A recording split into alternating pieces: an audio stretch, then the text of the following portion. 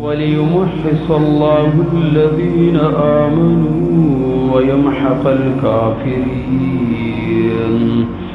پادی سلورم سپارہ کی دا سورہ آل عمران دا 141 یوسل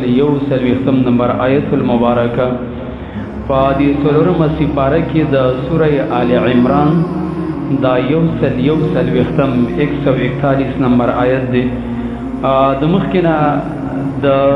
کلام مضمون پا دی بانی شروع دی چا اللہ سبحانه و تعالی دا مومنانو دا دی امت تربیه کولا او داغی دا پر غزو یحود شکست آغی زیر بحث راوڑی دی او داغی کی چه دا شکست کم علتونا کم حکمتونا اسباب و وجوهات دی ناغی ذکر کولو پا دی سر دا دی امت تربیه کولا. نو دی آیت کی ہوئی چی اللہ تاسو تدا شکست ذکر در کو پا دی کی یو مقصد دادے چی اللہ مومنان صفا کئی لیمحص تمحیص دا مانا دا لیتوحر المؤمنین من الذنوب بما اصابهم.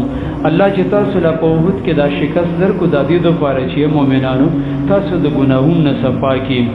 دین دا معلومی کی چی پا مصیبت باندے او پا مشکل باندے انسان دا گناہون نا آغا صفا کیگی. بیماری راشی، مالی او جانی نقصان، مرگ جوب لراشی یا بلد سے تاوان وغیرہ سڑے باغی بانی صبرو کی. نو دی کی دا پارا خیری دی دا سی مثال دے لکا مور چی معشوم لمبئی او غسل ورکی نغا معشوم سم رجاڑی او اغا تا دا اخبر مور دا سی ظالم اخکارا کیگی حالان که پا دی کی دا دی معشوم پیدئی. نو دا غرنگ انسانان چی دی دا دوی خوی او مثال دا معشوم دی اللہ سبحانه و تعالی خاص کر مومنان اغا پا دی بانی صفا کئی. او دا تمحیص نا مراد دام دی چی دا مومنانو دا سفونو نا منافقان را جدا کی. اسی چکل امتحان نی را غلے نو خلق دا اسلام دیر غٹی دعوی کئی زندآباد مردآباد داوی او چکل امتحان او تکلیف راشی نو بے دیر خلق چی دین آغیست اخوئیگی والعیاذ باللہ کشاشی. دیو جن دتا مانا دم دا لیظہر المخلص من المنافق والمؤمن من الكافر. اللہ ہمیشہ دا پر ابتلاءات امتحانات راولی دا اللہ سنت دے دا اللہ عدد پا دیبانی جاری دے چه بغیر دا امتحان نتسوکم نپری دی. ذکر چه دا مومن مخلص او دا منافق ریاکار او دا مومن او دا کافر پا مابینس کی تمیز پا دی سر رازیم او دا انسانانو طریقم دا. وَلِيُمَحِّصَ اللَّهُ الَّذِينَ آمَنُوا دید فرچ اللہ تعالی صفا کیم دید فرچ اللہ بالکل چانبینو کی دا کسانا منو چاگ مومنان دیم. دسی ویلی شو چی وَلِيُمَحِّصَ اللَّهُ الَّذِينَ نَافَقُوا او قرآن دسی ولی ونه ویلی دی مقصد دا دی چی دا مومنانی کی راجدا کول. اینی اللہ سبحانه و تعالی پا دی که دا مومنانو انتخاب کئی ویمحق الکافرین او اللہ ختم کی محو کی کافر اغا تبا کی. محق پاربی کی ویلی کی گی ابطال العمل والحلاک. یو عمل چکم دے اغا بربادول او حلاکول. نو دا کافر دا اللہ دشمن دے ایوازی پا دیو کو پرمانی تدسنوی بلکہ علی حلاکی چکل دا دی کافر دا جرمونا او دا ظلمونا سواشی. اللہ سبحانه و تعالی چی دیو چا دا حلاکت ارادو کی نو داغد لاس دا ظلمونا دیر تغقی صادری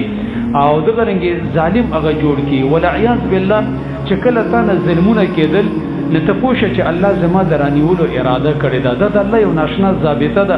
او دا رب العالمین دیر عجیب قانون دی او دا دیر انسانانو پیزید نکولاویگی. ابو جهل چکل رانیولو داغ پلاس بانی سمیہ رد لونها مظلوم زنانا چه دی ظالم پا فرج او شرمگاه که پنیزه باندیو والا او دا غرنگی فرعون چه دینو آسیه اغا را گیر کرده و اغیل تکلیفون ورکول او بنی اسرائیل را گیر کرده. نو دی باندې بډیر کرته ته حیران شي ذهن او د انسان مؤمن عقل چکراو شي چې دا څه وجه د الله رب العالمین د دې کافرو په لاس باندې د مؤمنان مظلومان بیوس او بیکسه فضابي او دغه رنګ دوی له کم دې په تکلیف ور کوي. دا وجه دی چې الله دا کافر چې دی هلاک کوي. وای حدیث کې راغلی دی من عاد الاولین فقد اذنته بالحرب. سوچ زما اولیاء فضابي الله دا ما سره کم دې پندای و ما سره د جنگ مقابله کوي. نو کافر چې کله مطلب ظلم وکړي نو دا غیستر کې نور انسری شي زړور شي فانهم اذا ذکروا نو بغوا وبطروا. اوس که په دې وحود کې د ابو جهل د شکست وړلې وي او نو دغه د ابو سفیان دلی او دغه رنګ دي نورو کافرو نو بیا به دی ویل چې جنگ نور نه کو دا موږ هم شکست ورو خو چې د یهود کې ولکله فتح ورکړو خلی او خوګش ولا او سترګې سری شول چې زدا جنگ خو موږ ټلې شو نو آینده د پر بیا زړور شو نو دی وجن الله به سروسه ټول هلاکړ سیرت نه معلومیږي چې وحود نرستو کوم کافرو چې ایمان رانوړو هغه ټول سوجلې شو او ټول تاسو نس کړی شو نو الله سبحانه و تعالی د دې هلاکولو اراده کړې فیکون ذالک سبب دمارهم وهلاکهم د دې مؤمنانو په عذابول دا د کافرو د هلاکت ذریعہ ګرځيږي ام حسبتم ایستاسو داخل او ګمان دي ان تدخلوا الجنه چې تاسو بګینه داخل شئ جنت او امد سي بغیر د امتحان نه نه تاسو خیال او ګمان کتا سو کوي نو د سم کوي منه کتا سو داخل چې جنت ته بمون بغیر د امتحان نه لاړ شو نو دا خام خیری دا دام غلط سوچ او فکر دی ته وګوره دا شکست چې تاسو له وحود کې رااله نو دا د امتحان اولنې پرچا و چې تاسو له درکړې شو یو سړی چې په دنیا کې ترقی کوي او دغه رنګ یو افسری غواړي الکو سي امتحان دی او پلانې ټیسټ دی او پلانې چې کم دی سیمستر دی دنیا کې هیڅ څوک چې کم دی بغیر د سیمستر نه بغیر د ټیسټ او امتحان نه هم د چې کم دی نو ورځي طرفه ته دا پاکستان دی پیسې لګاوري شوتونه ورکوا نو بس له درکې کنه نور ملکونو کې دا قانون دی هغه کې ایمانداری ده چې هغه ته افسری او هدا ورکې نه هغه دغه نه مخکې ټیسټ او امتحان اخلي د قرنګ الله سبحانه و تعالی قانون دی چې دا جنت ګورې سره نه ده دا د سیدانه دي چې بس دستړو زیاده کې ورزه نه خامخا مخ کې بجکم دي امتحانات هغه په تاسو باندې راځي دی وجنه الله زکه دا خبر ډیر په ټینګاری باندې کړی دا یعنی ام حسبتم ان تدخلوا الجنه ولم تبتلوا بالقتال والشدائد تاسو څه خیال چې ګینه جنت ته بغیر د جهاد نه بغیر د سختون هم د سلار شي د صحابه چې دنو د خوري او خیران انسانانو اهل اللسانو د دې دین د پر د مجاهدی ولیکل کورونه پر خودل هجرت هم کو شهادتونو وړاند دغه کول ورکول باغونه پر خودل د ته پته و چې بغیر د امتحان نه جنت هم د سینې ملاويږي او دا خبره قران کریم ډیره زیاته کړي مخکې سوره بقره کې هم دا ویلو ام حسبتم ان تدخلوا الجنه ولما ياتكم مثل الذين خلو من قبلكم مستهم البأساء والضراء وزلزلوا حتى يقول الرسول والذين آمنوا معه متى نصر الله مخکنو باندې د امتحانات راغلیو تر دې پورې چې انبيو بعد سیول پیغمبرانو چې د الله مدد وکړه راځي روسه سوره عنکبوت کې براشي احسب الناس ان يتركوا ان يقولوا آمنا وهم لا يفتنون د خلکو څه خیال دي چې بس صرف کلمه وایا او بس صرف یوازې تشف کلمه بخلاشي او په تاسو به امتحان ناراضي نه ولقد فتنا الذين من قبلهم فلا يعلمنه الذين صدقوا ولا يعلمن الكاذبين قسم دې موږ په مخکنو امتحان کړو او هغه کې موږ دروغجن او رښتینی هغه معلوم کړو حدیث کې مراغلي د حفت الجنه بالمکاره جنت چې دغه نه غیر چاپیره تکالیف تاو شوی دي الله سبحانه و تعالی چې کله جنت پیدا کو او په دې کې د نعمتونو جبريل تی وې تورشه د دې ننداره خو وکړه لکسیل او تماشا خو وکړه چې وی کتو ولیا الله دا خوري ناشنا زیاده جوړ کړی زما رب دې کې خو به یو انسان چې کم دی د صفات نشي ځکه د انسانانو طبيعت حیرت او لالچ دی دې چې خو بټول را منډه وهي نو به داغه نه د تکالیف او خواهشات او د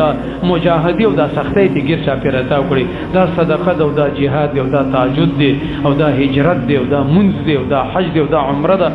نو چې دې کله تاو کړل نو بس به جبريل ته روسو ته وګوره ولوسی به وګوره چې ورله ویل الله زما خو خیال او ګمان نه راځي چې ګنې دې ته به یو قسم راشي ځکه دا خو ډیر ته سخت باندې حاصلېږي نو ګنن آیاتونو کې زمونږ استاد د لپاره عبرت آموز خبره ده زمونږ د لپاره د انساني ده چې ور په ژوند کې ټیسټ او امتحان تکلیف او ازمیښت راتل دا لازمی خبره ده دا د ژوند یو حصہ ده دا د ژوندۍ سره ټچ خبره ده د دې د وجه نه ک تکلیف در باندې رااله نو مخ حیرانېګا او په ځان باندې چې کم دي د سرمن اسمان مو جوړو چې اخ دا څه چل شو په ما باندې رااله ضرور به در باندې راځي ځکه چې جنت ته د تلو د پردا ضروري ده الله سبحانه و تعالی په دنیا کې د انسان خلق ته خي او په قیامت کې په د باندې اتمام حجت کوي الله ته خو اسم پته ده خدای دنیا کې ځکه په امتحان راولي چې څوک هغه کور ته د ورتلو قابل اهل او مناسب دي ځکه دا جنت د الله جوار او د الله ګوندی توپ زیاده چې داغه د پر خپل اهل خلق پکار دي